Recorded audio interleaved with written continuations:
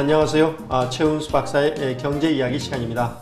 이번 시간에는 우리가 금리를 어떻게 제대로 읽는지에 대해서 알아보는 시간을 갖도록 하겠습니다.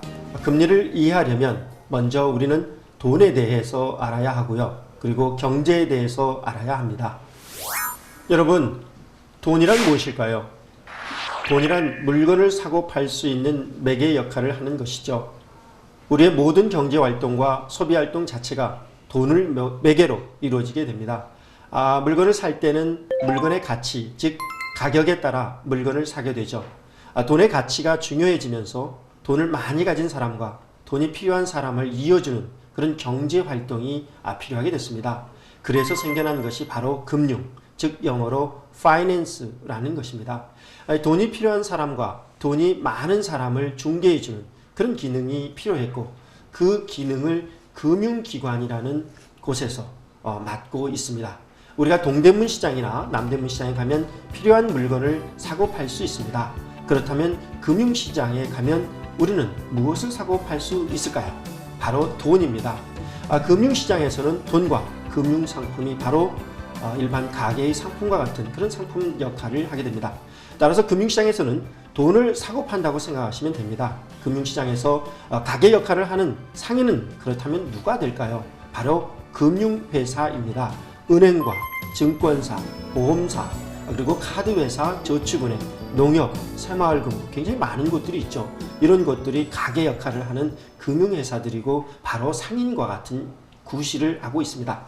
이들 금융회사는 돈이라는 상품을 활용해서 돈이 필요한 사람과 돈이 남아도는 사람을 연결해주고 수고비라는 것을 받습니다. 바로 돈이라는 상품을 사고 팔 때 적용하는 이 수고비, 이것이 바로 이자라는 것입니다. 보통 금리, 이자율이라고 표현을 하죠. 같은 뜻입니다. 그러니까 우리가 금리를 나타낼 때는 항상 연간을 기준으로 표시합니다.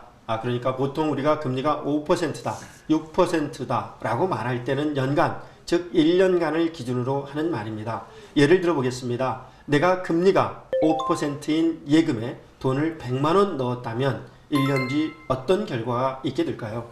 여기에서 100만 원이 원금이 되는 거고요. 은행이 100만 원에 대한 사용료를 원금의 5%, 즉 5만 원을 이자로 지급하게 됩니다. 이때 5%를 이자율, 금리라고 하고 5만 원을 이자라고 말하죠.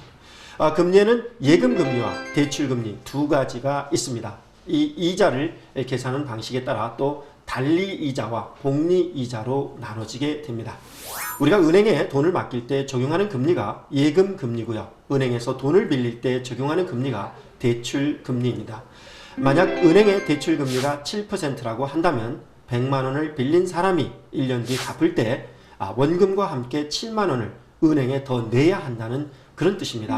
반면에 이 은행의 예금금리가 5%라면 이곳에 100만 원을 맡긴 경우 1년 뒤에 5만 원이라는 이자를 합쳐서 105만 원을 돌려주게 되는 것이죠. 모든 은행의 대출금리는 예금금리보다 항상 높습니다. 앞서 본 대로 대출금리가 7%고 예금금리가 5%라면 은행은 고객에게 받은 돈 100만 원을 돈이 필요한 사람에게 중개해주면서 수고비로 2만 원의 차익을 챙기게 되는 것이죠.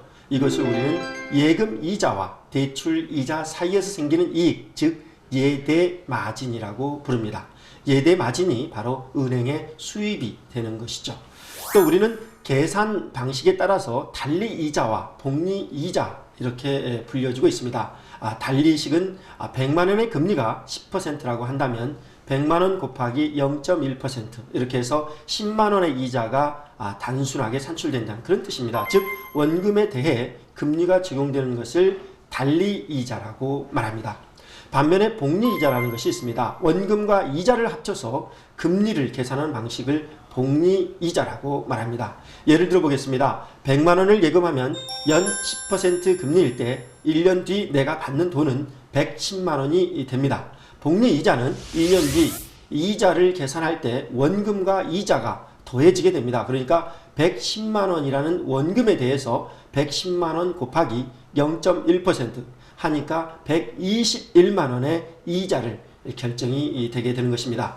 이렇게 되면서 달리 이자를 적용하면 매년 10만원씩 120만원만 이익이 생기게 되지만, 그러니까 20만원만 이익이 생기게 되지만 복리 이자를 적용하게 되면 121만원으로 120만원 달리 이자 때보다 만원이 더 많아지게 됩니다. 따라서 예금에 가입할 때는 복리 이자인지 달리 이자인지를 꼭 확인하시고 예금에 가입하시는 게 중요합니다. 더 중요한 복리 이자의 법칙이 있습니다. 바로 72법칙, The Rule of 72라는 것입니다. 복리식으로 은행에 저축했을 때 몇 년 후에 원금이 2배로 늘어나는지를 쉽게 알아볼 수 있는 그런 간단한 법칙입니다. 예를 들어보겠습니다. 이자율이 연 6%라면 원금이 2배 되는 기간은 72 나누기 6 이퀄 12가 나오게 되죠. 즉 12년이 걸리게 됩니다. 이자가 연 6%인 예금에 100만원을 맡기면 12년 뒤에 200만원이 된다는 그런 이야기입니다. 금리가 연 4%라면 어떻게 될까요? 72를 4로 나눠보면 됩니다. 18이라는 숫자가 나오게 되고요. 18년이 걸린다는 사실을 쉽게 알 수 있습니다. 그렇다면 현재 1000만원을 가지고 있는 사람이 8년 뒤에 2천만원으로 원금을 2배 만들려면 필요한 이자율은 얼마가 될까요? 72를 8로 나누면 쉽게 알 수 있습니다. 72 나누기 8은 9가 나오게 되죠. 따라서 9%인 예금 상품을 찾아서 가입하면 2배가 될 수 있습니다. 다시 정리해 보겠습니다. 원금이 2배가 되는 기간은 72를 연 복리로 나누면 되고요. 원금이 2배가 되는데 필요한 이자를 알아보려면 72를 투자 기간으로 나눠보면 쉽게 알 수 있습니다. 세계적인 물리학자였던 아인슈타인 박사는 이러한 복리 이자 계산 방식을 세상의 8번째의 불가사의라고 불렀습니다.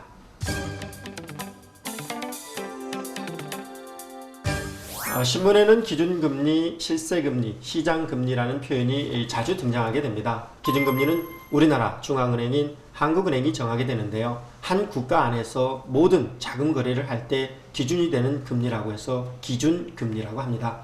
정책적 판단에 따라 결정된다고 해서 정책금리라고도 부르게 되죠.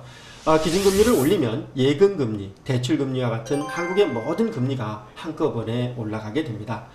시장금리라는 것은 한국은행의 기준금리와 연동해서 실제 금융시장에서 적용되는 금리를 말하게 됩니다.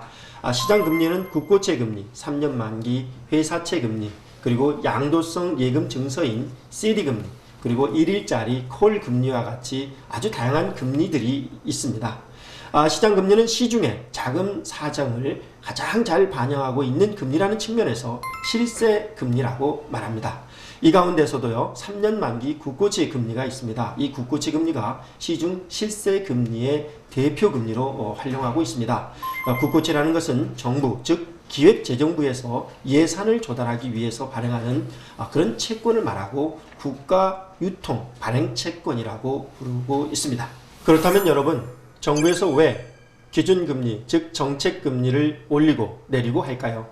시중에 유통되는 돈의 양을 조절하기 위해서 그렇게 하는 것입니다. 돈이란 우리 몸에 산소와 같은 역할을 하고 있습니다. 몸속에 산소가 부족하면 신체가 무기력해지게 됩니다. 경제도 마찬가지입니다. 생산과 소비 활동을 도와주는 매개체인 돈이 제대로 공급되지 않으면 경제가 마비되게 됩니다. 혈액순환이 잘 되는 사람이 건강한 것처럼 경제도 돈이 잘 도는 경제가 건강한 경제가 됩니다. 따라서 한국은행은 기준금리라는 수단을 동원해서 경제활동에서 필요한 산소 역할을 하는 돈의 양, 즉 통화량을 조절하게 됩니다. 경제가 안 좋을 때는 금리를 낮춰서 돈의 양이 늘어나도록 하고 있고요. 경제가 너무 좋을 때는 금리를 높여서 돈의 양이 줄어들도록 하는 역할을 하고 있습니다. 따라서 금리를 올리는 것을 보면 경제가 상당히 좋아졌구나 라고 여러분들이 판단하실 수 있습니다.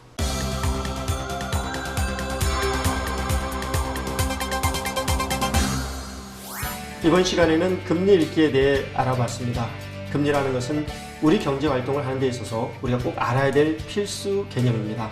따라서 우리가 금융회사를 이용할 때는 신문이나 인터넷에서 금리 상황을 꼭 체크해 본 뒤에 금융상품에 가입하는 지혜를 발휘하시기 바랍니다.